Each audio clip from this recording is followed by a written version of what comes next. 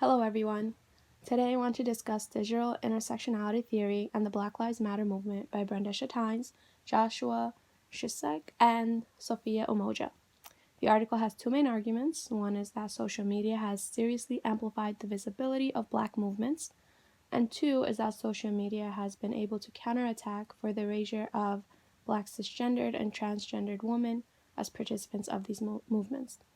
With the death of Trayvon Martin in 2013, the hashtag Black Lives Matter was introduced by three Black community organizers, Alicia Garza, Patrice Cullors, and Opal Tometi. Black Lives Matter created necessary awareness of how Black people are denied basic human rights and that poverty and genocide in the Black community are violence sponsored by the state. So how does this all tie in with social media and its users? Well, originally it was thought to be believed that the internet will help escape or transcend offline patterns of racial discrimination, or in short, the internet would be a place for racial anonymity, as suggested by Kang's cyber race theory. However, in reality, and as the article argues, the affordances in the technology actually help to shape the ways race is performed online. If we think about the configurations of Twitter and Instagram, they're built in a way to promote transparency and connectivity. So my friends can follow my other friends, and their friends can follow their friends. A few days ago, Professor Marco posted an article about Instagram testing out hiding likes on posts, and I commented, well, what about hiding our followers and followers list? Even if an user online does not explicitly mention his or her race, we can almost always figure it out based on who he or she follows or which meme pages are followed. And then from there, it is really easy to get an understanding of that person's demographic or ethnicity or race, etc. So I absolutely agree that the affordances in the technology promotes race performance online. However, the problem that is created because of this is when a certain hashtag is created, other races or groups of people feel the need to join in. I'm not sure if we would categorize that under the Me Too movement or FOMO, fear of missing out. The chapter touches on this by referencing Garza as she speaks about the erasure of African Americans in their movements.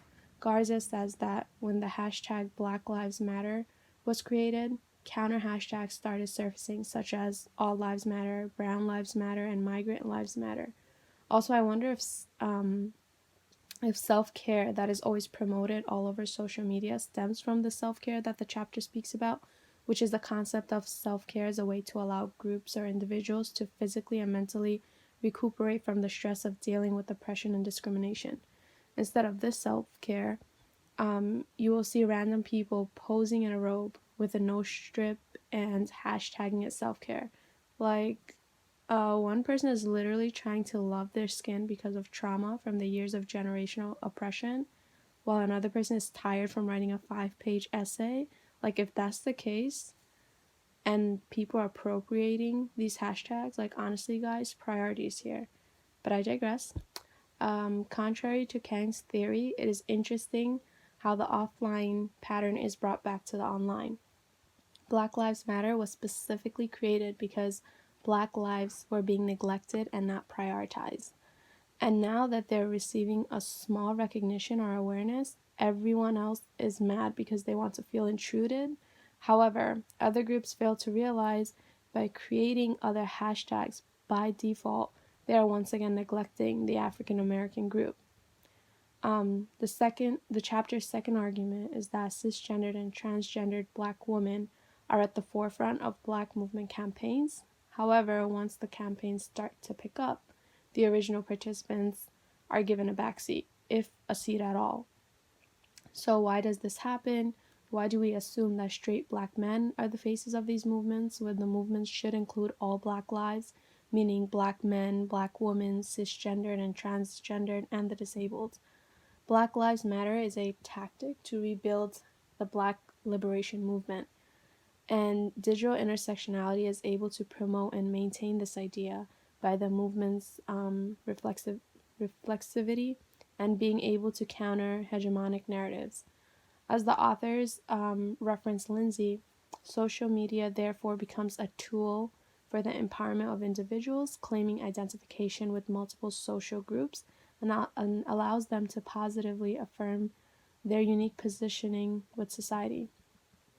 Cisgender and transgendered women were able to use, are able to use social media to their advantage by controlling the narrative and not having to wait on their stories being picked up by news media.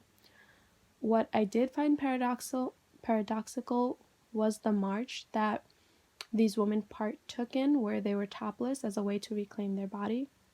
If the black female body is sexualized, then doesn't exposing the black female body only make it easier for the male gaze to sexualize them? It reminded me of Kim Kardashian's explanations to her nude pictures in the paper magazine that literally broke the internet. Kim K pretty much said that she is owning her body by taking those pictures. I would accept that reasoning, except for the fact that she looks perfect. So what is she trying to prove? It's one thing if someone who doesn't have the perfect body type to say, F it world, look at me, see me. But if you already look good, then cut the BS and say you wanted to do a nude shoot because you feel like it, not because you're claiming back your perfect body. Like what? Anyway, so for me, black women being topless to counter argue the black body as a fetish doesn't make sense to me because their actions does not change the gaze. In fact, there may be something even more erotic about seeing a group of black females being passionate and protesting while they're topless. The argument that someone may make is if enough black women walked around topless, then their bodies would no longer be fetishized. But is that really true or practical? I'm not sure. But definitely leave your comments below. Thanks for watching. Bye.